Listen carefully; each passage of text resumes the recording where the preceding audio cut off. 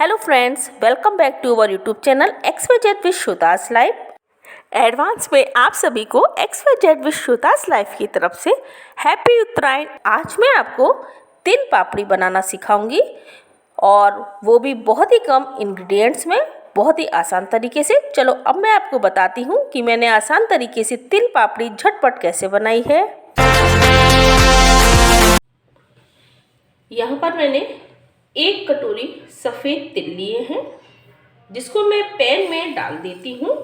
यहाँ पर मैं नॉन स्टिक पैन का इस्तेमाल कर रही हूँ। आप चाहें तो किसी भी बर्तन का इस्तेमाल कर सकते हैं।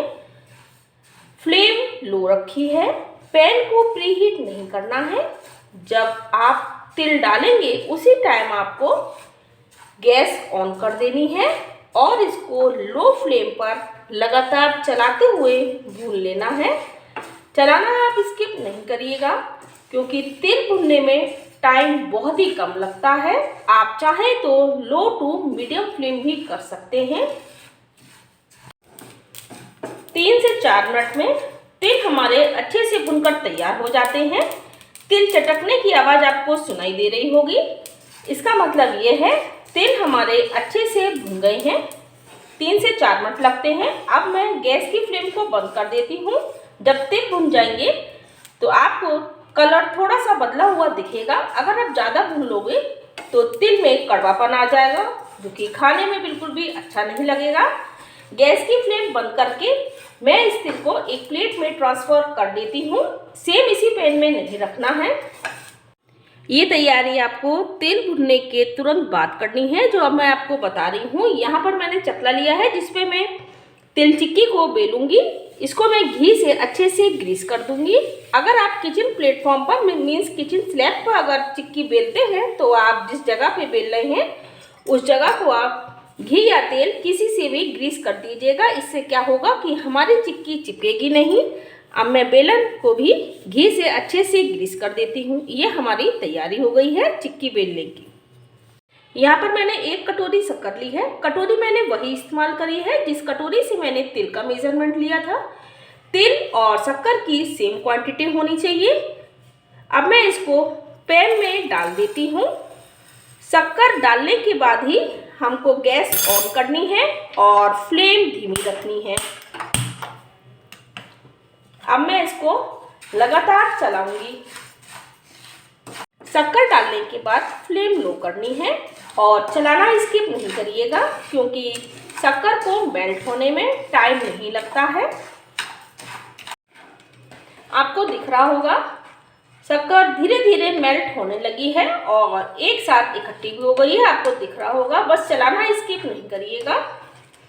आप किसी भी तरह के बर्तन का इस्तेमाल कर सकते हैं। बस ध्यान इतना रखना है आपको कि ये बर्तन भारी तले का होना चाहिए। ये देखिए, अगर आप चलाएंगे नहीं तो ये शक्कर है ना आपकी तले पे लग सकती है।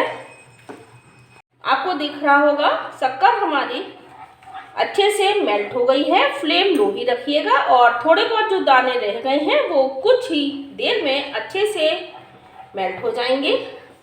फ्लेम लो ही रखिएगा। जो इस तरह से आपकी चम्मच या स्पैटुला में लग जाए उसको इस तरह से कर दीजिएगा और पैन में डाल दीजिएगा और मिक्स कर लीजिएगा। शक्कर कैरेमलाइज करने में मुझे 8 मिनट लगा है। तिल भी ठंडे हो गए हैं, जिसको मैंने एक प्लेट में निकाल लिया था, और शक्कर भी अच्छे से कैरेमलाइज हो गई है। अब मैं तिल को डाल देती हूँ और फटाफट इसको मिला देती हूँ। लेट मत करिएगा। ये देखिए, अच्छे से मिक्स कर देना है। सभी तरफ से तिल इस तरह से लीजिएगा। फ्लेम लो ही रखिएगा। जब तिल अच्छे से मिक्स हो जाए तो फटाफट गैस बंद कर दीजिएगा।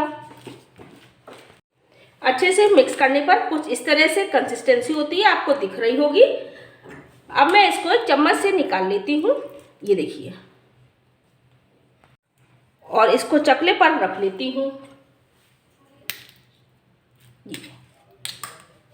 हाथों में मैंने थोड़ा सा पानी लगा दिया है। इसको गोल गोल कर लेती हूँ। ये देखिए, और इसको हल्के हाथों से बेल लेती हूँ। इस तरह से आप घुमाते जाइए। जब ये हल्की सी ठंडी हो जाएगी तब ये बहुत ही पतली मिल जाएगी। देखिए, अब ये ठंडी हो गई है। अब हम चाहें इसको कितना भी पतला कर सकते हैं। इस चिक्की को बनने में बिल्कुल भी टाइम नहीं लगता। ये देखिए, ये इसी तरह से सभी चिक्की को बेलकर तैयार कर लेती हूँ। इसमें आप चाहें तो घर में कोई मेंबर हो तो उसकी मदद ले सकते हैं, क्योंकि ये फटाफट बेलनी पड़ती है। इसी तरह से सारी चिक्कियों को मैं तैयार कर लेती हूँ।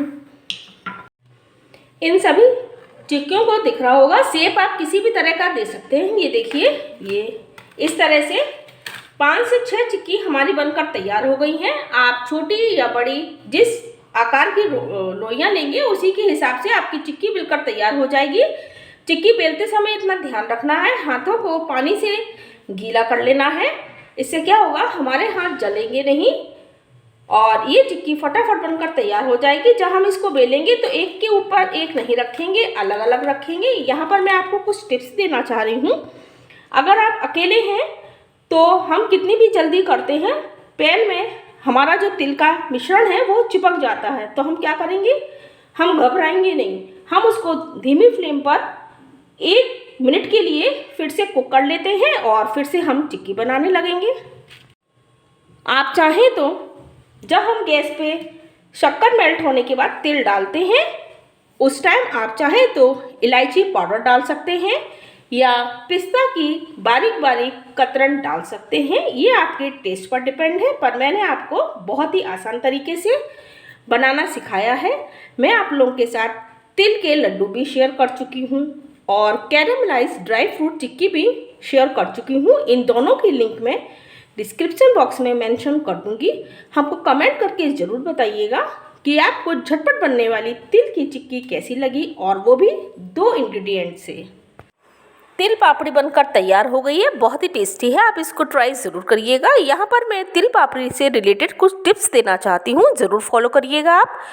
जब आप तिल पापड़ी बनाएं तो आप एक टिश्यू पेपर लीजिएगा। जब तिल पापड़ी अच्छे से ठंडी हो जाए तो एक तिल पापड़ी रखिएगा, फिर टिश्यू पेपर रखिएगा, फिर तिल पापड़ी रखिएगा। ऐसा करने से क्या होगा, तिल पापड़ी आपस में चिपकेगी नहीं।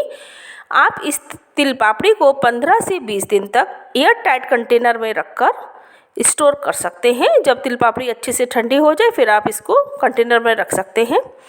अगर आपको हमारी तिल पापड़ी अच्छी लगती है तो कमेंट करके ज़रूर बताइएगा। अगर आप हमारे चैनल पर नए हैं तो हमारे चैनल को सब्सक्राइब करिए। वीडियो पसंद आता है तो लाइक करिए, ज़्यादा से ज़्यादा लोगों में शेयर करिए। श्वेता के चैनल में जो दिखता है वो बनता है। Thank you my dear friends.